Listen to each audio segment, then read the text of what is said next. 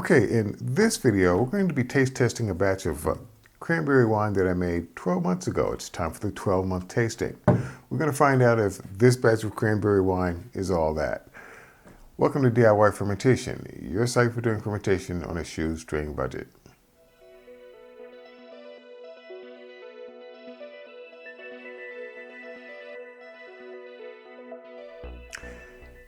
Now, before I begin, I'd just like to point out that one of the reasons why I like doing the taste testings is that every time I do a taste testing, it frees up a wine bottle.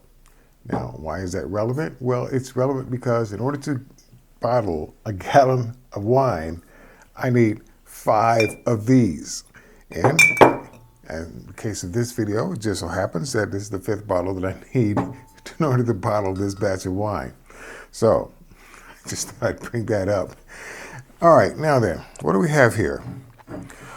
We have cranberry wine that was started on November of 2020, just to get a date on it.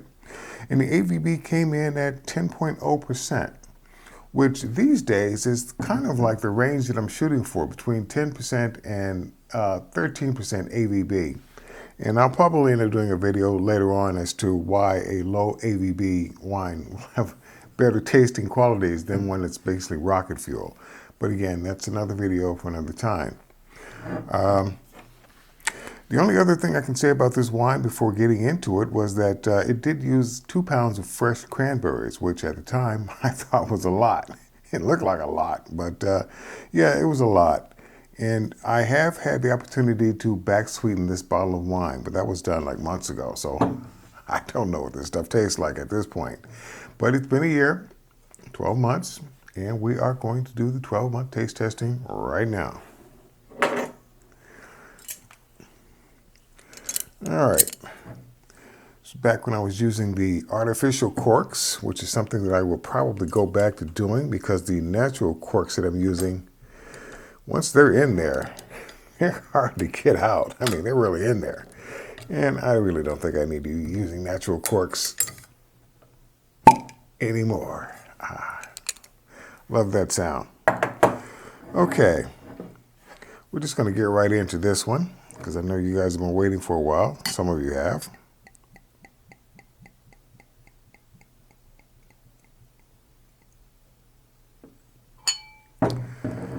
All right, I can point out right now a couple of things.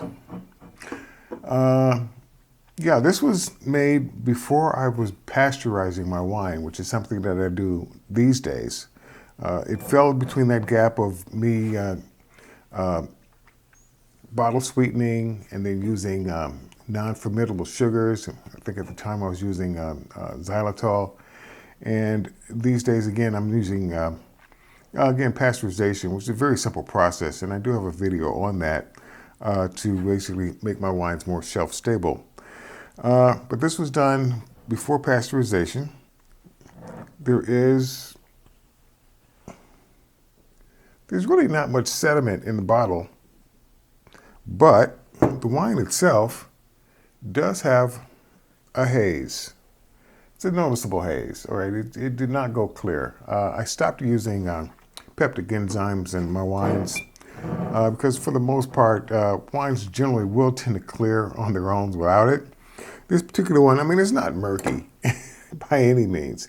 You can see through it. I mean, it's got some clarity to it, but definitely you can basically see that it's, well, I can basically see that it's got a fair amount of haze.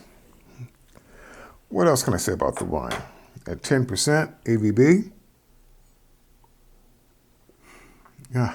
the very first thing that does not hit you is the alcohol, which is, again, going to be part of my upcoming video when doing high-octane wines, why that's really not a good thing.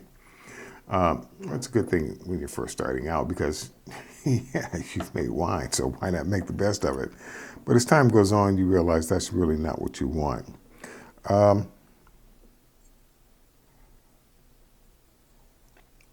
You can smell the cranberries. It's not like an overpowering cranberry smell, which is kind of nice on the nose. Yeah, it's not bad at all. as far as the alcohol content and the nose smell. Not bad at all so far. Let's see what we got. Oh, by the way, generally when you see me doing my wine tasting videos, I will do a side profile. And the reason why I do that is because I want to make sure that you guys know that I'm actually drinking wine. Usually more than I need to, but here we go.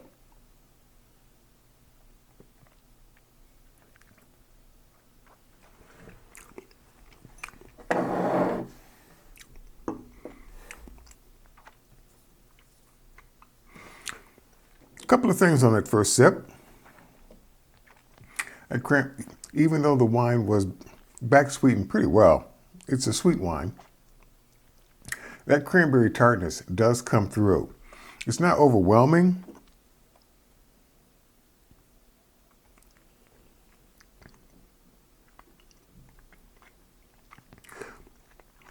No, it's not overwhelming at all.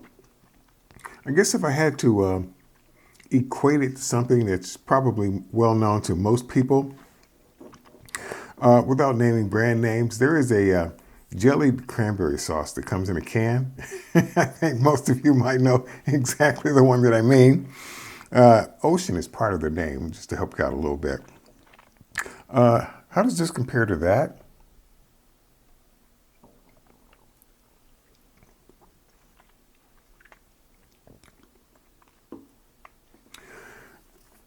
The jellied cranberry has I think a slightly lighter cranberry taste to it. This one has a slightly heavier, more flavorful cranberry taste to it.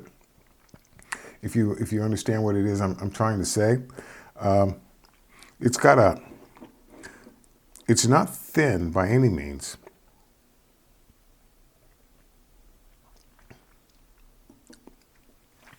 It's got a nice body, and when I refer to body, I usually, and to borrow a term, I use the term comparison of viscosity. It's not thin. It's got a good body to it. It's not heavy. It's not syrup or anything like that.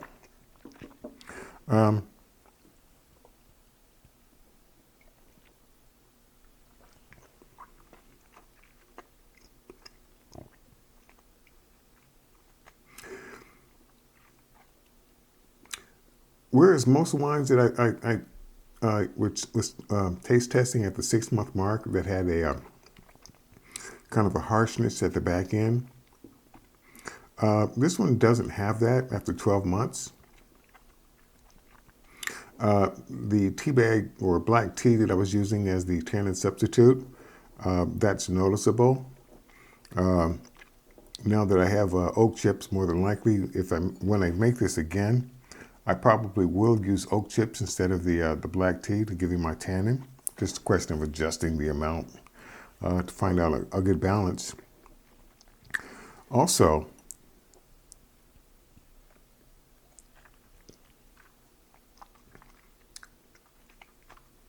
even though the cranberry tartness comes through,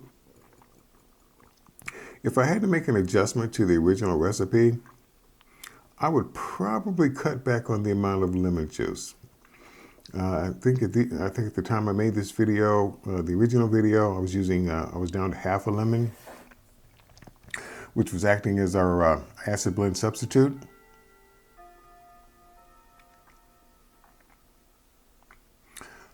I would probably say a quarter of a lemon, a squeeze of a quarter of a lemon would probably be more adequate for this particular batch of wine. Yeah, that would probably be the adjustment that I would make. And I will probably make that recommendation in the ingredients in the original video description, where I have the list of ingredients specified. I will probably change I will change the amount of lemon juice from half a lemon to a quarter of a lemon, and you'll know that the change was made because at the end of that item it'll say modified and probably the date that I made the modification. But beyond that,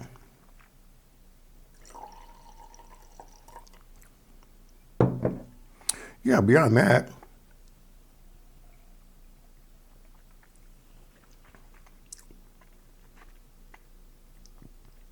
the adjustment in the lemon or the acidity, Yeah, it won't be this particular bottle because it's Thanksgiving is still, what, 4 days away, 3 days away. This bottle will be nothing but a memory. I will probably crack open one of the other remaining 4 bottles of this, and we'll have that with my Thanksgiving dinner. I don't see why not. It seems very appropriate for it. Would I make this again? Sure. This is one of the wines that I would make again with the appropriate adjustments, which is really what the hobby of winemaking is all about. Making something, finding out what it tastes like, making adjustments to make it better. That's all we try to do here. Keep it simple. We're not, on this channel, you're not seeing me come up with something that's been tested extensively over the years and I'm giving you my best effort results. You're getting my first effort results. And basically I'm letting you know where the changes need to be made. This is the Muscadine Wine. Kind of really interested to see how that's going to turn out. 8, 9, 10, 11. It's only 3 months old. I was tempted to bottle it because it's very, very clear. Huge layer of sediment on the bottom. I think what I'm going to do is rack this one, and I'll just pick one of the other ones that I have back there for bottling. Now that I'll have a free bottle to give me my 5-bottle set that I need to rack a 1-gallon batch of wine. Yeah, that's probably what I'm going to do. So, without going on too long with this particular video, the results are in. Yes, it's something I'll be making again. The only change again will be the adjustment in the acidity level. And whereas this wine was not, since I don't use sulfites, this was just basically just in the bottle and in the glass. All of my subsequent wines have been pasteurized. So that's the only real difference that I do with my wines these days. But yeah.